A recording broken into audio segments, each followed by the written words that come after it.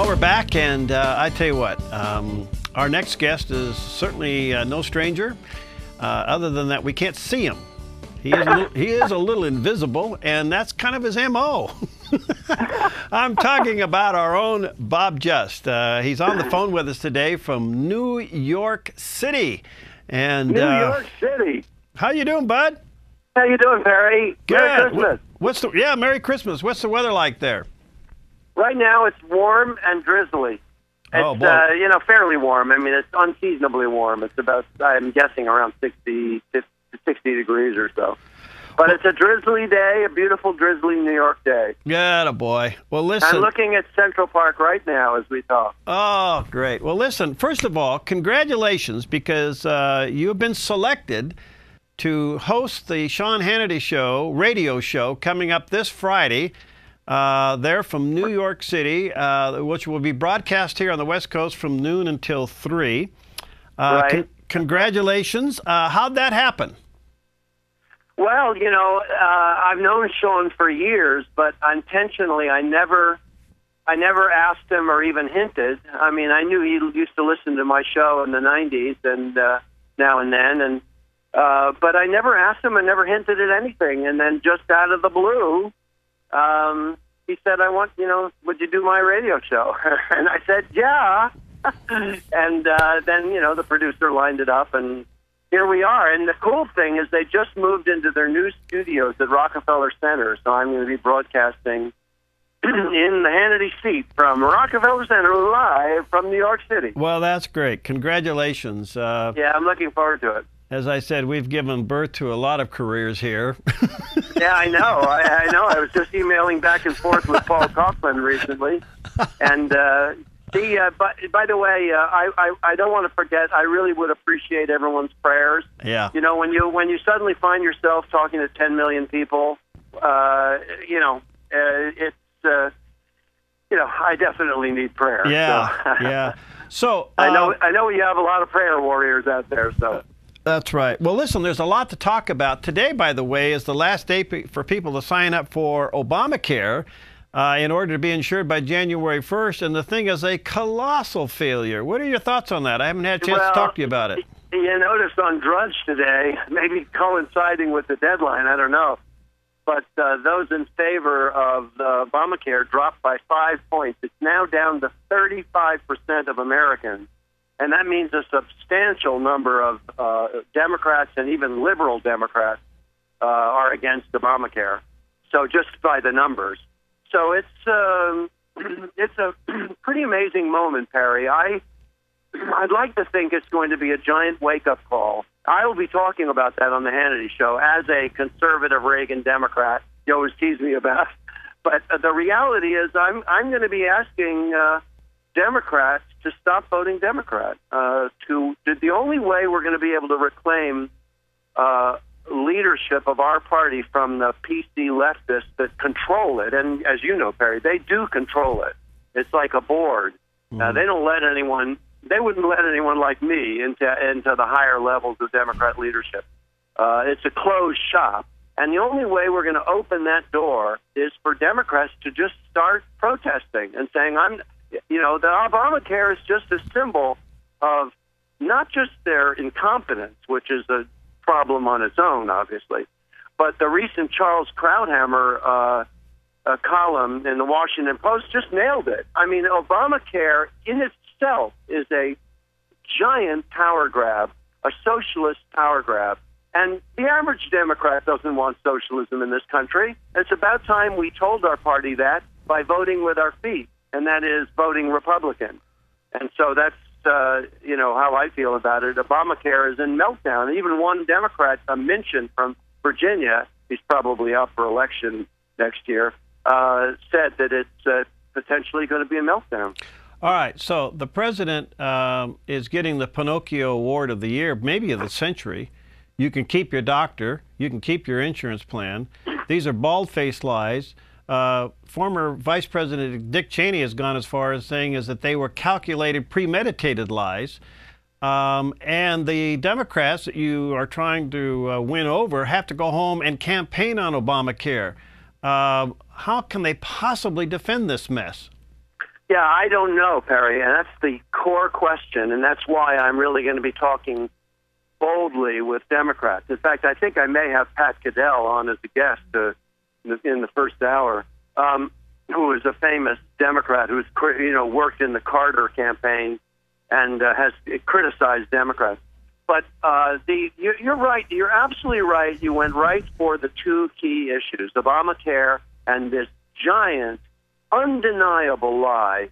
They knew what they were doing, and the thing is, they're damaging Democrats as well as Republicans. They're damaging everybody. There should be a lot of Democrats that take a look at this and say, I can't vote for these people. I cannot vote for these people anymore. So I don't even know. What do you think? I'm curious to ask you, because of course there was an uproar in the beginning, but everyone got so distracted by the incompetence of the website that I don't think due attention was paid to the fact that President Obama, it's the most egregious lie I can think of to the American people by a sitting president. Can you think of a more egregious lie than that?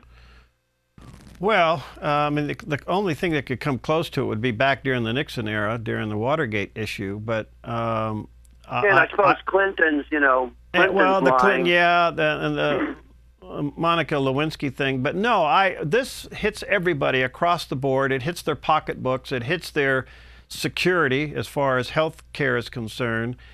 And it's obvious now that it is premeditated and it was calculated. It has become the perfect shield that Benghazi gets swept under the table and the IRS scandal gets swept under the table. But that'll all come back during next year's election cycle. You and I both know that the Republicans are sitting on that stuff. But what's so surprising to me is that John Boehner's weakness in leadership in not bringing Obamacare to some kind of a climax and taking advantage of this thing imploding in front of everybody. Well, being a Tea Party Democrat, I was cheering Senator Lee and Senator Cruz.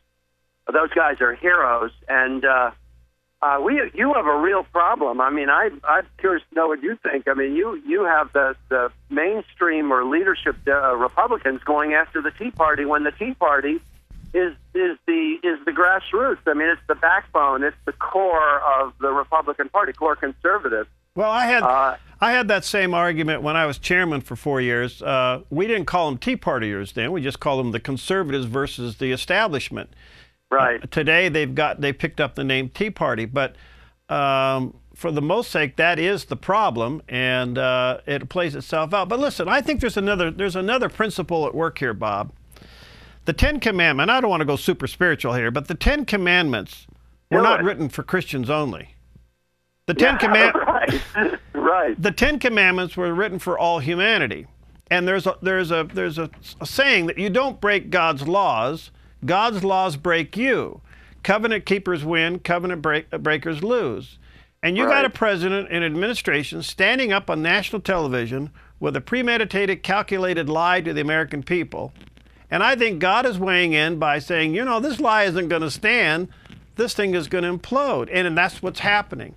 And it's the beginning of a pushback spiritually. I think it's the beginning of a pushback politically. So I don't know. I think that we're going to see a wholesale cleaning. But I also think that if the Tea Party is able to exercise this moment and bring more people into the Senate and into the House, that John Boehner probably will be replaced.